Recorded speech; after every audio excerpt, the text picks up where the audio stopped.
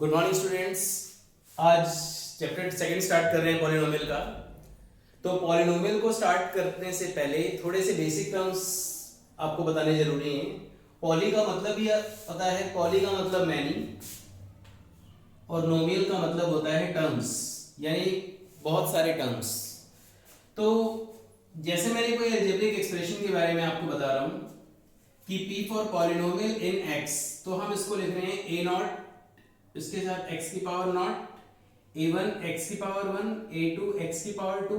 इसमें टर्म दो भी हो सकते थे, तीन भी हो सकते थे, डॉट डॉट डॉट लगा के मैंने n टर्म्स लिख दिए।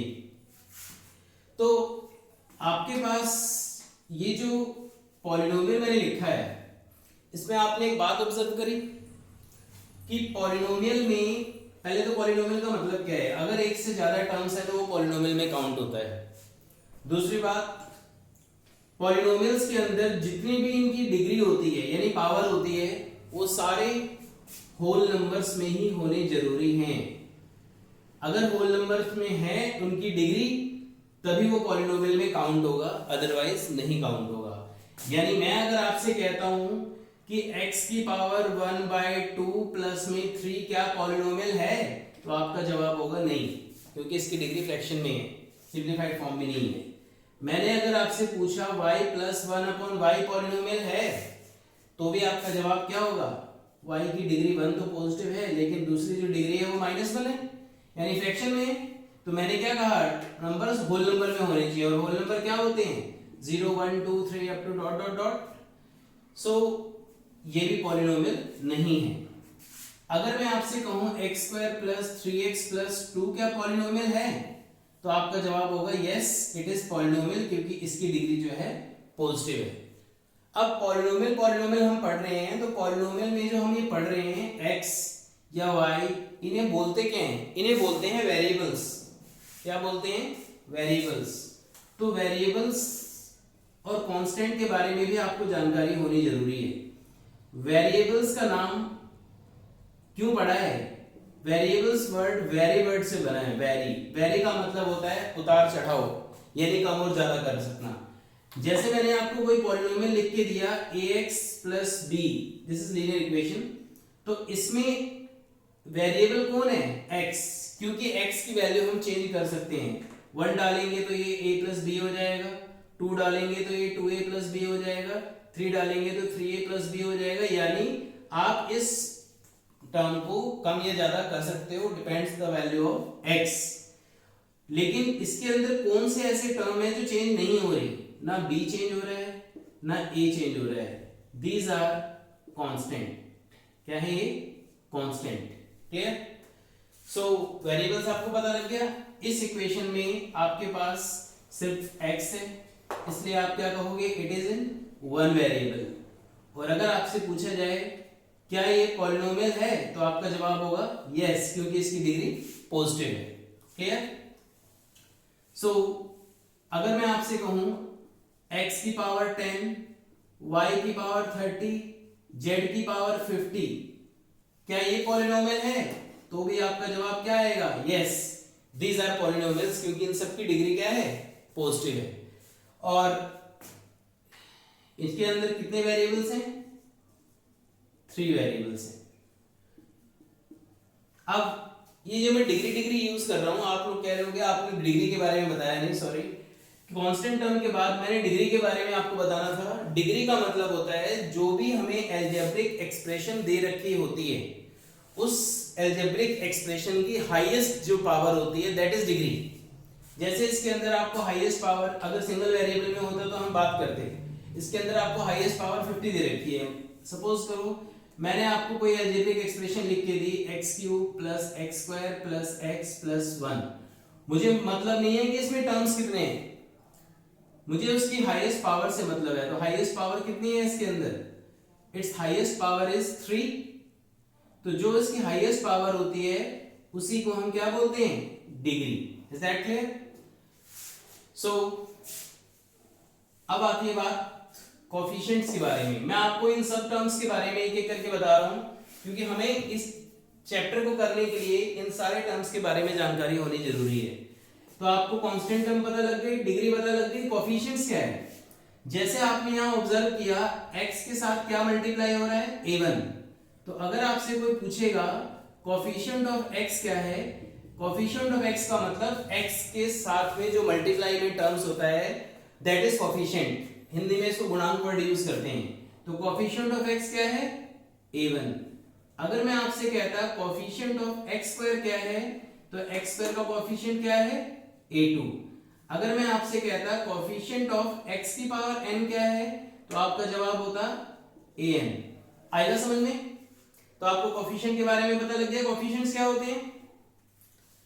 अब बात करते हैं हम मोनोमियल। मोनोमियल का मतलब सिंगल टर्म। जैसे मैंने आपसे बोला 2, this is single term, this is monomial. मान लो अगर मैं आपसे बोलता 2x, ये भी मोनोमियल है। अगर मैं आपसे बोलता 3x की power 5, this is also monomial, क्योंकि ये है तो सिंगल टर्म ही, तो इसको हम क्या बोलेंगे, मोनोमियल। लेकिन अगर मैं आपसे कहता दिस इज 2x प्लस 5, इसके अंदर दो टर्म है, तो दो टर्म होने के कारण हम इसको क्या नाम दे देते हैं, बाइनोमियल। डिग्री कुछ भी हो, चाहे इसकी डिग्री 1 हो, चाहे ये आपके पास इस टाइप से दिया होता तो भी क्या होता है, ये बाइनोमियल होता, क्योंकि इसके अंदर दो टर्म है। और अगर इसके अंदर तीन टर्म हो जाते, x square plus 3x plus 2, इसके अंदर तीन टर्म्स हैं, इसलिए इसको हम क्या नाम दे सकते हैं, it is trinomial. Is that clear? Okay, monomial, binomial, trinomial के बारे में पता लग गया। अब हम बात करते हैं लीनियर, क्वाड्रेटिक और तीसरा है क्यूबिक। आगे भी होता है बाई क्वाड्रेटिक, लेकिन इससे ज्यादा आपको जाने की जरूरत नहीं है।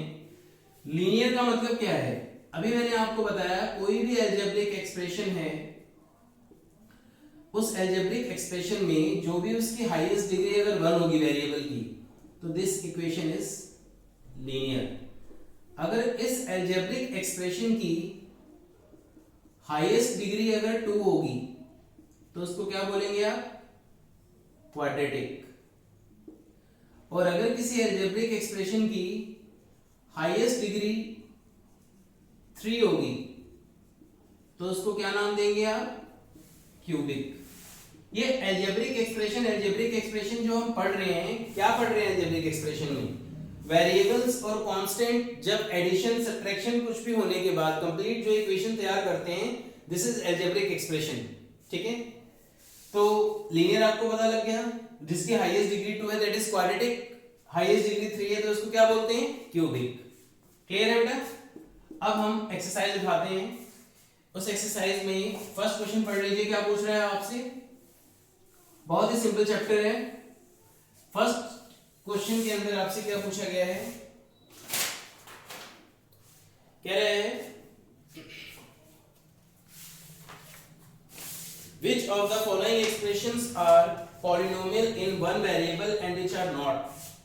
मैंने फर्स्ट क्वेश्चन लिखा 4x square minus 3x plus 7।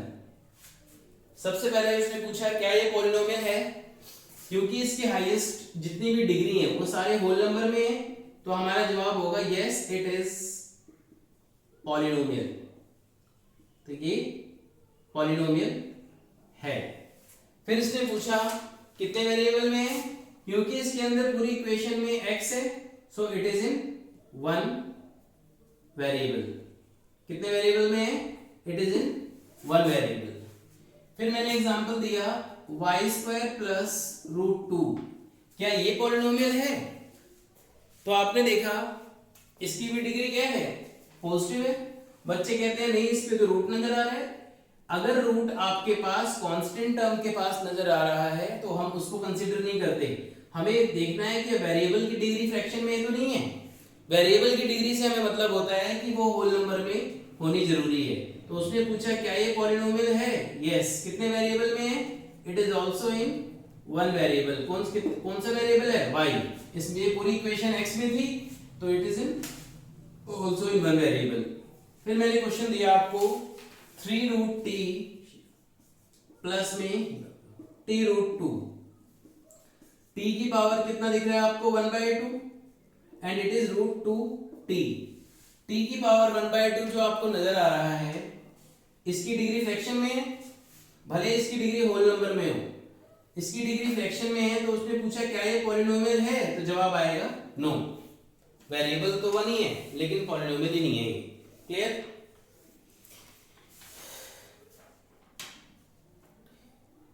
इसी टाइप से फिफ्थ पार्ट में पूछ रहा है x की पावर 30, x की पावर 10, y की पावर 30 एंड z की पावर 50। क्या ये पॉलिनोमियल है? यस, सबकी डिग्री पॉजिटिव है, तो यस इट इज पॉलिनोमियल। कितने वेरिएबल में? इसमें कितने वेरिएबल्स हैं?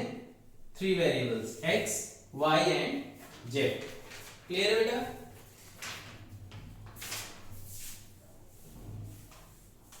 अब सेकंड क्वेश्चन की हेडिंग पढ़ लीजिए, क्या पूछ रहा है?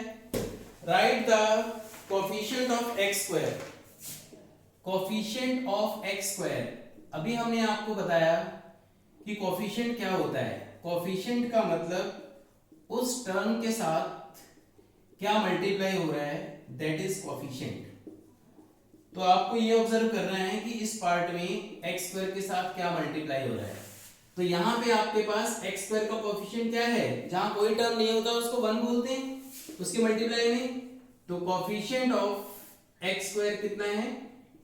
1। Is that clear? So x square का कोफिशिएंट आ गया 1। सो इसी टाइप से कोफिशिएंट ऑफ x स्क्वायर कितना है? -1।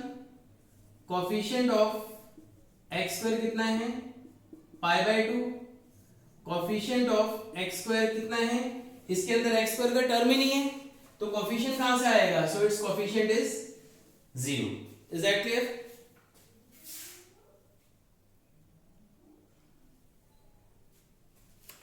इसी टाइप से नेक्स्ट क्वेश्चन में कह रहा है थर्ड में, give one example of each of the following binomial of degree 35 and monomial of degree 100। Binomial of degree 35, binomial मतलब जिसमें दो टर्म हो, तो मैंने दूसरा टर्म प्लस में कुछ भी लगा दिया, 5 2 एनीथिंग। दो टर्म है इसलिए इसको बाइनोमियल बोल रहे हैं। और इसकी डिग्री कितनी है? 35। तो कौन सा टर्म बन गया? बाइनोमियल बन गया जिसकी डिग्री कितनी है? 35। इसी टाइप से नेक्स्ट क्वेश्चन में कह रहा है,